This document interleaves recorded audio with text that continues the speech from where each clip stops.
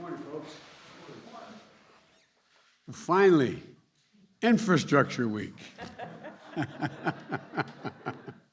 I'm so happy to say that, Infrastructure Week. Folks, yesterday, I don't think it's an exaggeration to suggest that we took a monumental step forward as a nation. We learned that our economy created 5.6 million jobs since we took office in January 20th, reached an unemployment rate of 4.6%, 2 full years earlier than the vast majority of economists projected that would happen. And we're just getting started. We did something that's long overdue, that long has been talked about in Washington, but never actually been done. The House of Representatives passed an Infrastructure Investment and Jobs Act. That's a fancy way of saying a bipartisan infrastructure bill, a once-in-a-generation investment that's going to create millions of jobs, modernize our infrastructure, our roads, our bridges, our broadband, a whole range of things, to turn the climate crisis into an opportunity. And it puts us on a path to win the economic competition of the 21st century that we face with China and other large countries and the rest of the world.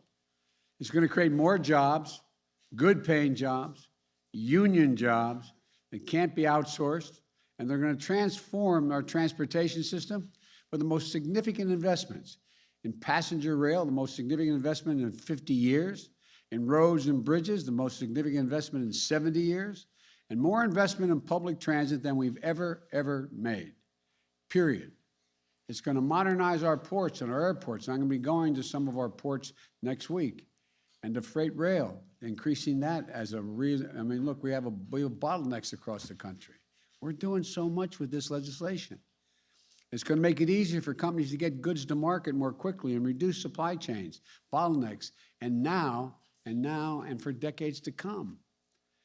You know, and according to economists, this is going to ease inflationary pressure, not increase it, ease inflationary pressures by lowering costs for working families.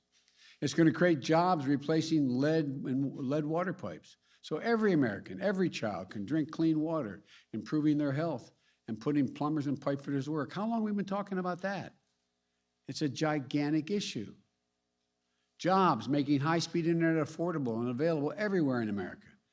And you heard me say this before, but I apologize for repeating myself, but no parent should have to sit in the parking lot of a fast food restaurant so their child can do their homework because they have no internet connection except to go off of what's going on with that internet connection from the fast food restaurant.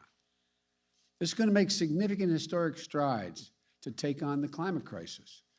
Some of you were with me when I was recently in Scotland at the COP26. What do people keep asking me? Are you going to fund this? Are you going to fund it? Are you really going to do what you're saying? Well, this is a big step along the way of doing it. We're going to build out the first ever national network of charging stations all across the country, over 500,000 of them, so that you can make a real, auto companies are made a commitment that we're going to make 50% of vehicles electric by 2030. So you'll be able to go across the whole darn country, from East Coast to West Coast. Just like you can stop at gas stations now, these charging stations will be available.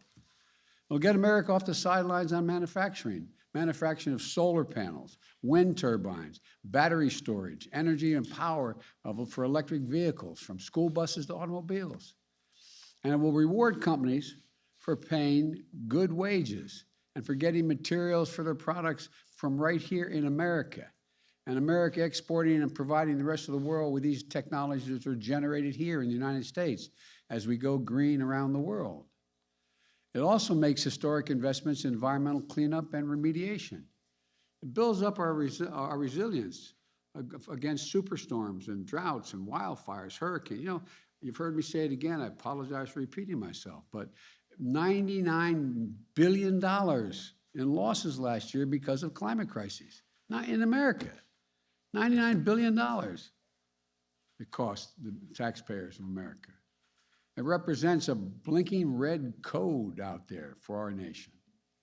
Vice President Harris and I look forward to having a formal signing ceremony for this bipartisan infrastructure soon, but I'm not doing it this weekend because I want people who work so hard to get this done, Democrats and Republicans, to be here when we sign it.